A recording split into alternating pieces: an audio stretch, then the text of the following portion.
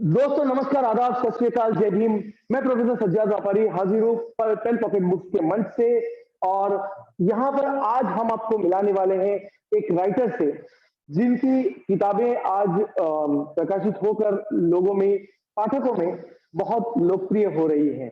तो आज हम मिलाते हैं इस राइटर से आपको, नरसिंह मिश्रा से। तो नरसिंह नारायण मिश्रा जो है, इनसे हम आपकी मुलाकात करवाने वाले हैं। मिश्रा जी, आपका बहुत बहुत स्वागत है पेन पॉकेट बुक्स के इस मंच पर। धन्यवाद सर। और मैं सबको अपना नमस्कार, सबा खैर और नमस्कार, वालेकुम सलाम जी, तो हम बातचीत शुरू करें इससे पहले मैं छोटा सा निवेदन करूं अपने दर्शकों से, अपने चाहने वालों से, अपने दोस्तों से कि दोस्तों, आपसे गुजारिश है कि पेन पॉकेट बुक्स के इस मंच को कामयाब बनाने के लिए आप लोग अपना सहयोग बढ़ाएं। हमारे इस चैनल को लाइक करें, शेयर करें, सब्सक्राइब करें और कमेंट जरूर करें। आपकी कमेंट्स हमें बेहतर से बेहतर वीडियोस बनाने के लिए प्रेरित करेंगी और हमारे जो राइटर्स हैं उनको भी बेहतर लिखने के लिए प्रेरणा देंगी। तो ये उम्मीद के साथ आइए आज हम इस नए एक राइटर की कहानी को आपके सामने बयान करके उन्हीं की जबानी आइए मिलते हैं नरसिंह नारायण मिश्रा जी से। तो मिश्रा जी, बातचीत को शुरू करते हैं। शायद आवाज मिश्रा जी को सुनाई नहीं दे रही है। हाँ, अब आ गई, आवाज आ गई। हाँ, तो मिश्रा जी की तरफ थोड़ी सी टेक्निकल प्रॉब्लम थी। खैर मिश्रा जी, हम बातों को शुरू करते हैं। सबसे पहले तो ये जी, सबसे पहले तो ये हम जानना चाहते हैं कि जो आपकी ऑलरेडी जो प्रकाशित किताब है मायाजाल, ये मायाजाल की प्रत को जरा हम दर्शकों को दिखाना चाहते हैं। आप अपने तरफ से किताब को दिखाइए। ये मायाजाल है दोस्तों, और ये किताब पेन पॉकेट बुक्स की जो प्रकाशित किताब है, और इस किताब ने काफी दर्शकों का दिल जीता है। हम इसी किताब की बात से बात शुरू करेंगे। मिश्रा जी, इस किताब के बारे में आप थोड़ा संक्षेप में बताएं। मैंने जब ये किताब लिखी मायाजाल, तो उस वक्त मेरे दिमाग में ऐसा कोई कॉन्सेप्ट नहीं था कि मैं क्या लिखूंगा। फिर मैंने जब लिखना शुरू किया तो मेरे माइंड में कॉन्सेप्ट आया कि आजकल लोग, बच्चे, युवा, चाहे किसी उम्र के लोग हैं, वो थ्रिल, सस्पेंस, जादू, इस तरह की चीजों को पसंद करते हैं। वो अपने तनाव से बाहर आना चाहते हैं, वास्तविकता से थोड़ा सा हटना चाहते हैं। और ये जरूरी भी है कि आप अपने तनाव को तभी कम कर सकते हो जब आप अपने आप को इंटरटेन करो। और इंटरटेनिंग के लिए आदमी की सोच थोड़ी सी बदलनी जरूरी होती है। तो मैंने क्या किया, पहले मैंने डर पे लिखने का प्रयास किया कि डर क्या चीज है। और डर पे लिखते लिखते फिर मैं थ्रिल, सस्पेंस, जादू सब शामिल होता गया। जैसा जैसा मेरे मस्तिष्क में आया, मैंने उसको इस पर उतारना शुरू किया। और जब ये किताब मैं लिख रहा था तो ये किताब उस वक्त प्रतिलिपि पे शुरू कर रहा था मैं। प्रतिलिपि एक मतलब ऑनलाइन पर आप लिख रहे हैं। हाँ, लेकिन जब ये किताब लिखना शुरू किया तो मेरे को अपने आप ऐसा लगा कि कुछ ऐसा बदलाव करे, कुछ ऐसा लगे जो लोगों को पसंद आए। फिर धीरे धीरे लोगों का रुझान उसकी तरफ बढ़ा और कहानी के अंदर फिर मैंने एक ऐसे नायक को जन्म दिया कि जो कभी मरता नहीं है, इमोर्टल है वो। मतलब वो सदियों से जिंदा है, वैसा का वैसा, वैसी ही उम्र। और वो फिर जब उसकी नायिका उससे एक दिन पूछती है कि जब तुम हमेशा ऐसे दिखाई देते हो, वो बताते हो तुम्हारे पहले कभी विवाह बहुत हुए हैं, बहुत तुमने युद्ध लड़े हैं, तो एक आदमी के साथ जिंदगी में इतनी घटनाएं, उसके लिए उम्र जो हमारी मनुष्य की है वो कम पड़ जाती है। फिर तुम कैसे किया तुमने, या कभी ऐसा समय आया कि जब तुम खुद इतने बलवान हो, कभी हार गए हो? तब उसने बताया कि मैं खुद भी नहीं जानता हूं कि मैं कहां से पैदा हुआ, कब पैदा हुआ और कौन मेरे माँ बाप हैं। लेकिन मैं जैसे जैसे लोगों के लिए जिंदगी जीता रहा, अलग अलग तरह के लोगों के बीच जाता रहा, उनके लिए काम करता रहा, उनके तकलीफों को दूर करता रहा। और इस तरह उसने फिर अपनी कहानी को आगे बढ़ाया, माया जाल को, और उस जी। नायक का नाम था आकाश। जी। आकाश की जो माया जाल के अंदर है, तो ये एक ऐसी यात्रा करते हैं एक ऐसे इलाके की जहां जी। पर एक दुर्मुख नाम का व्यक्ति होता है जो किसी के राज्य पर कब्जा कर लेता है। तो वो उसी को हराने के लिए अलग अलग तरीके से युद्ध की योजनाएं बनाता है और वहां तक पहुंचता है। और उसी दौरान फिर वो नायिका उससे कहानी पूछती है कि तुम्हारी पुरानी कहानियां भी मुझे सुनाओ। जी। तो वो उन कहानियों को उसे सुनाता है, और उस कहानियों को सुनाते वक्त जो चार्म आना चाहिए, वो अट्रैक्शन, जादू, ताकत का युग, इस तरह की भावनाओं को मैंने इस किताब में व्यक्त किया है। अरे ये तो हुआ आपकी कहानी, आपकी किताब माया जाल का परिचय। बातों ही बातों में हम ये भूल गए कि इस माया जाल के लेखक का भी थोड़ा सा परिचय होना चाहिए। तो मिश्रा जी, हम चाहते हैं आप अपना भी परिचय संक्षेप में हमारे पाठकों तक, हमारे दर्शकों तक पहुंचाएं तो ज्यादा बेहतर होगा। बिल्कुल सर, मैं भारत के उत्तर प्रदेश के एक छोटे से गांव सुखनावा से बिलोंग करता हूँ। जी। एक मतलब ऐसा ही गांव था जो पिछड़ा हुआ, काफी बैकवर्ड, जहाँ सुविधाएं बिल्कुल ही नहीं थी, जहाँ बिजली आए हुए आज से 10-12 साल हुए हैं। अच्छा। लेकिन क्या है कि जब मनुष्य में कुछ कर गुजरने की कोशिश होती, चाह होती है ना, तो उसे कोई रोक नहीं पाता। फादर हमारे सर्विस करने निकले, वो मात्र 5 क्लास पढ़े हुए थे। उन्होंने राजस्थान में सर्विस करी, गवर्नमेंट विभाग में थे इंस्पेक्टर। फिर उन्होंने हमें पढ़ाने के लिए बड़ा प्रयास किया, और उसका परिणाम ये हुआ कि हम लोग अच्छा एजुकेशन लेने में कामयाब हो गए। तो उस दौरान मैं जब इन लेखकों को किताब पढ़ता था, तो मेरे मन में होता था कि मैं खुद कभी ऐसा लिखूं।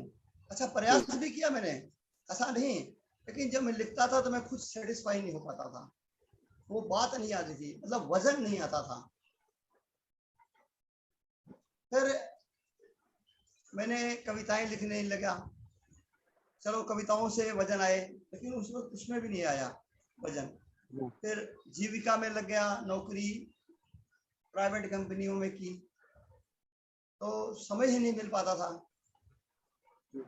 उसके बाद जब मैंने गजलें लिखनी शुरू करी, अच्छा, तो गजलों में वजन आने लग गया, मुझे खुद को अच्छा लगने लगा। तो मुझे वो शेर बहुत अच्छा लगता है जो उर्दू का है कि खुद ही को कर बुलंद इतना कि खुदा तुझसे पूछे कि बंदे तेरी रजा क्या है। बताओ तेरी रजा क्या है। बेशक।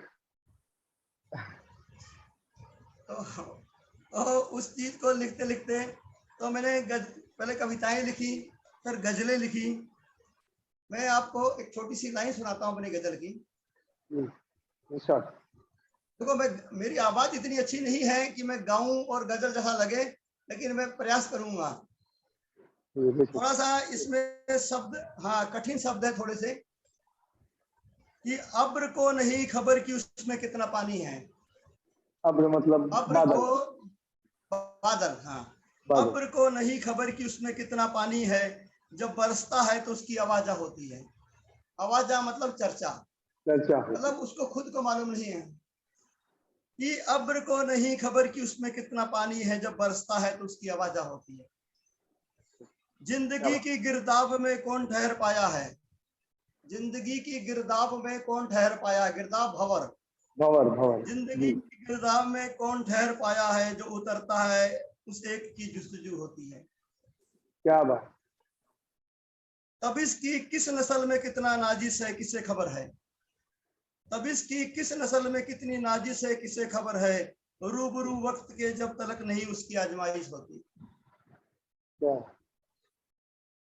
गोश में सुनकर कहाँ जिंदगी का फैसला होता है, गोश में सुनकर कहाँ जिंदगी का फैसला होता है। निर्बत की डाबर में कहाँ शक की गुजर होती है, निस्बत की डाबर में कहाँ शक की गुजर होती है। आखिरी शेर है इसका कि नफहम नहीं है वक्त की एहतमाम, नफाहम नहीं है वक्त की एहतमाम, बड़ी मुश्किल से मिलने की फुर्सत देती है, अब्र को नहीं खबर कि उसमें कितना पानी है। क्या बात है, क्या बात है मिश्रा जी, बहुत बढ़िया, बहुत बढ़िया। ये बस मिश्रा जी की गजलें दर्शकों आप तक पहुंच रही हैं। और दर्शक मिश्रा जी, ये एक सवाल दर्शकों के ओर से मैं आपसे पूछना चाहता हूं कि कभी भविष्य में आपका ऐसा इरादा है कि गजलों का संग्रह लाया जाए?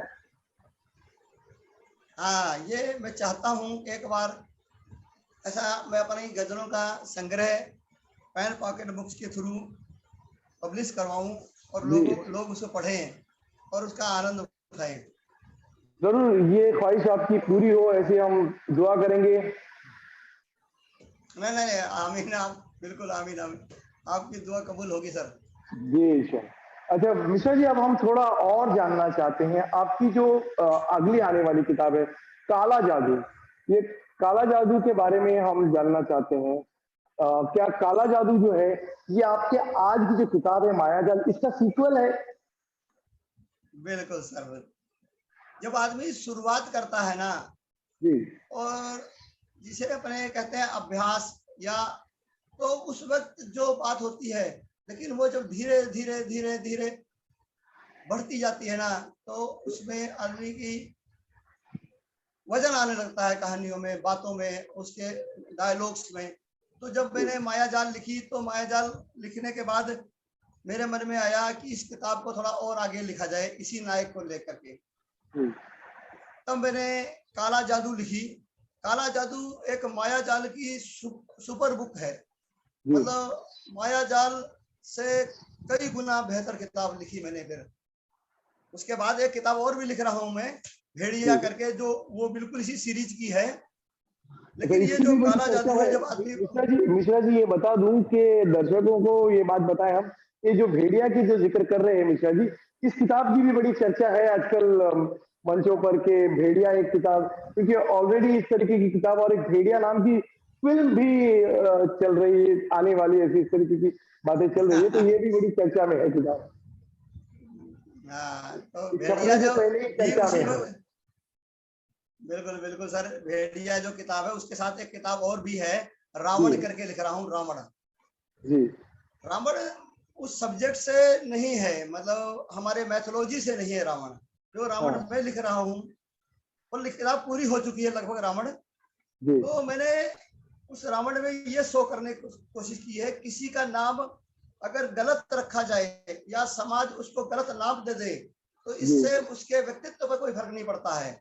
नाम से व्यक्तित्व का कुछ भी लेना देना नहीं होता है, आदमी के काम करने से होता है। जी आदमी के कर्म, अच्छा वर्क करने से उसके नाम को जाना जाता है। रावण ने कभी गलत किया होगा तो उसका नाम खराब हुआ, लेकिन ये जरूरी नहीं है कि उस नाम का आदमी आगे भी हो और वो गलत करे। हाँ, वैसे भी शेक्सपियर का कहना ही है कि what is there in the name. बिल्कुल सर, बिल्कुल आपने सही कहा कि ये नाम किसी की पहचान नहीं होता है, पहचान उसके काम से होती है। मतलब कहते हैं कि लिखने का मतलब होता है कि टूवर्ड द लाइफ, जिंदगी की ओर चलना। जी जी मतलब आप चले भी जाते हो दुनिया से, लेकिन आपका लिखा हुआ कभी भी जिंदगी से जाता हमेशा नहीं है। जी।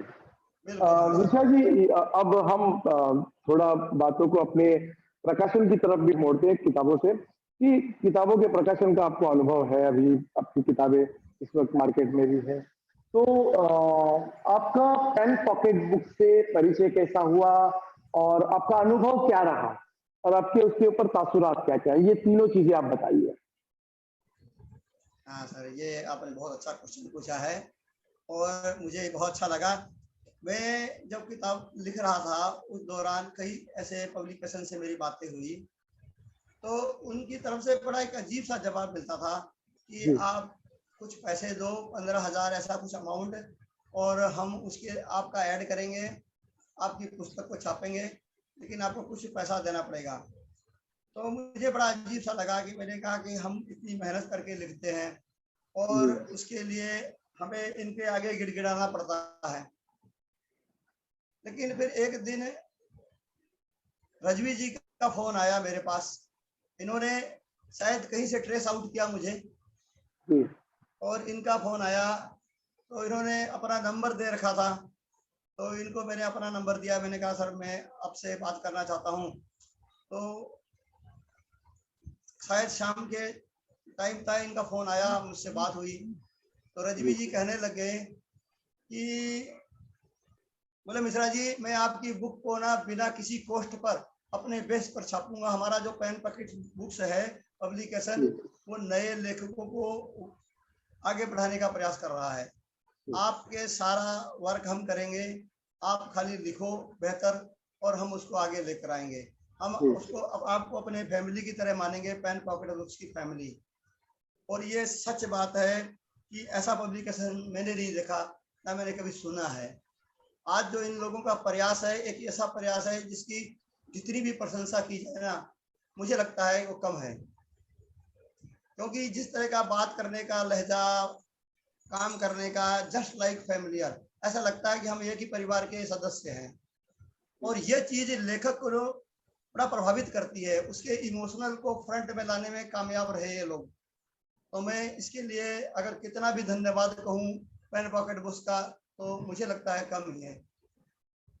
बहुत बहुत ये चीज शुक्रिया जो मुझे लगी जी, बहुत बहुत शुक्रिया मिश्रा जी आपकी इन प्रतिक्रियाओं के लिए। अब एक सवाल जो मेरे मन में सबसे रेंग रहा था, मैं आपसे पूछ लूं कि मिश्रा जी के नरसिंह नारायण मिश्रा जी ने लिखना कब से शुरू किया, और उसका उस लिखान उसमें लिखने के लिए उसकी प्रेरणा जो है, इंस्पिरेशन कहाँ से आई? हाँ सर, ये देखो, आपको मैंने बताया कि उम्र के बाद मैं क्या किताब वगैरह पढ़ने में, साहित्य पढ़ने का बड़ा ही मेरा चाव था। और जी मैं किराए पे ले लेके, उस वक्त किराए पे मिला करती थी किताबें। जी, मिलती थी, तो बिल्कुल हम सिस्टम भी किराए आजकल पर ही बदलाव लेते थे बहुत आया। किताबें। जी हाँ, तो वो किताबें मैं किराए पे लाता था, उनको पढ़ता था। तो उस सब चीजों ने ना एक रुझान पैदा किया भीतर की कुछ ऐसा मैं भी करूं। लेकिन परिपक्वता जो शब्द है ना, वो जी, समझ देता है आदमी को।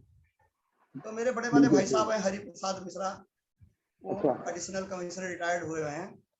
तो जी वो लिखते थे, उनकी कविताएं बहुत अच्छी होती थी, उनका लेखन भी बहुत बढ़िया है। वो उन्होंने इंग्लिश लिटरेचर किया था, जी से किया हुआ है एमए। तो ये प्रेरणा मुझे उन्हीं से मिली। अब मैं उन्हीं से इंस्पायर हुआ एक्चुअल में। लेकिन अच्छा और उसके बाद वजन पैदा करने में थोड़ा समय जरूर लगा, क्योंकि जब तक वजन नहीं आता है, पाठक को आप बांध नहीं सकते हो। आप लाइनें उतार तो सकते हो, लेकिन लाइनों को जिंदा नहीं रख सकते हो। लाइनों को जिंदा रखने के लिए ना, आपको उसमें भावना परोसनी पड़ती है। जी मतलब कहने का कि आप जिस दृश्य को, जिस स्क्रिप्ट को लिख रहे हो, सुनने वाले को लगे वो उसी जगह लाइव हो रहा है। जी तो एक लंबा सफर रहा साहब, ये जी समझ लो। ये 30 साल की उम्र के आसपास से मैंने लिखना शुरू किया है, और अब तक का ये लंबा सफर जो रहा, ये मेरी पहली किताब रही है मायाजाल, जो पेपर बैक पर आई है। और जी इसका जो है वो सारा क्रेडिट मैं पेन पब्लिक केशन को ही दे रहा हूँ, पेन पॉकेट बुक्स वालों को ही। और अच्छा, मैं और प्रयास कर रहा हूँ, ऐसा नहीं, मैंने कहानियां भी बहुत सारी लिखी हैं, लेकिन जो ये उपन्यास लिखने का है, इसमें जब तक भावना नहीं होती है ना, आप शब्दों को जी पिरो नहीं सकते हो। हाँ, बिल्कुल ये सर, बात ये तो इस तरह सही का है सफर मेरा। मिश्रा जी। बिल्कुल इसके बगैर वो संभव नहीं। काला जादू जो आपकी आने वाली किताब है, इसका इसके बारे में कुछ संक्षेप में बताएं थोड़ा सा हमारे दर्शकों को। हाँ, काला जादू के अंदर जो हमारा नायक है,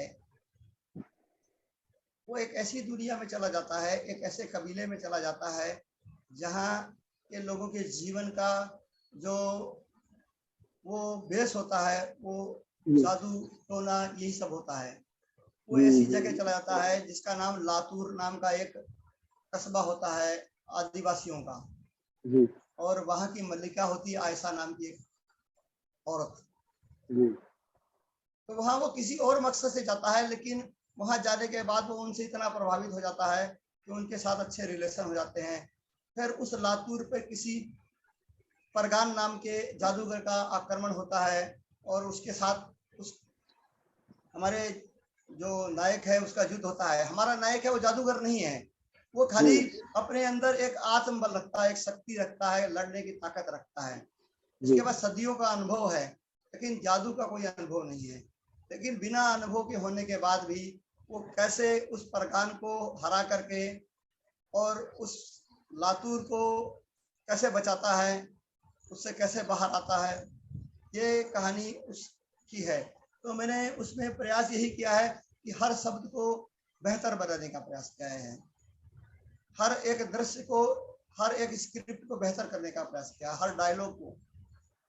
दर्शकों को बता दें कि ये काला जादू भी बहुत ही जल्द जो है वो पेन पॉकेट बुक्स पर आ रही है। आप इस किताब को पढ़ें और नरसिंह नारायण मिश्रा जी के इस किताब को भी आप कामयाब बनाएं। जिस तरीके से मायाजाल एक कामयाब किताब है, हमारी बहुत बहुत शुभकामनाएं हैं मिश्रा जी आपके साथ, और पूरे पेन पॉकेट परिवार की तरफ से आपको हम धन्यवाद देते हैं। बहुत बहुत शुक्रिया आपका जो आप हमसे जुड़े, अपनी जिंदगी की कहानियां, नमस्कार सर, जो आपने अपनी जिंदगी की कहानियां हमसे साझा की। आपसे मिलकर के अच्छा लगा। आपने जिस तरह पूछा है मुझे बहुत प्रभावित किया, आपने आपके संवाद बोलने का तरीका, और इस तरह बहुत अच्छा लगा मुझे। जी शुक्रिया, बहुत बहुत शुक्रिया। तो दोस्तों फिर एक बार आपसे निवेदन करता हूं कि आने वाली किताब काला जादू को भी आप लोग कामयाब बनाएं, और साथ ही साथ पेन पॉकेट बुक्स के मंच से जुड़े रहिए। हमारे चैनल को सब्सक्राइब करें, शेयर करें, लाइक करें और कमेंट्स कीजिए, ताकि हम ज्यादा बेहतर वीडियोस आप तक लाते रहें और ज्यादा लेखकों से हम बातें पूछते रहे। अब इसके बाद आने वाले इंटरव्यूज में हम करेंगे, हम एक पैनल इंटरव्यू ला रहे हैं। मिश्रा जी आप तैयार हो जाइए, आपके साथ भी पैनल इंटरव्यू में हम फिर जुड़ने वाले हैं। आज ही कुछ ही देर में 10-15 मिनट में हम फिर से पैनल इंटरव्यू की शूटिंग स्टार्ट करेंगे। धन्यवाद दोस्तों, धन्यवाद सर।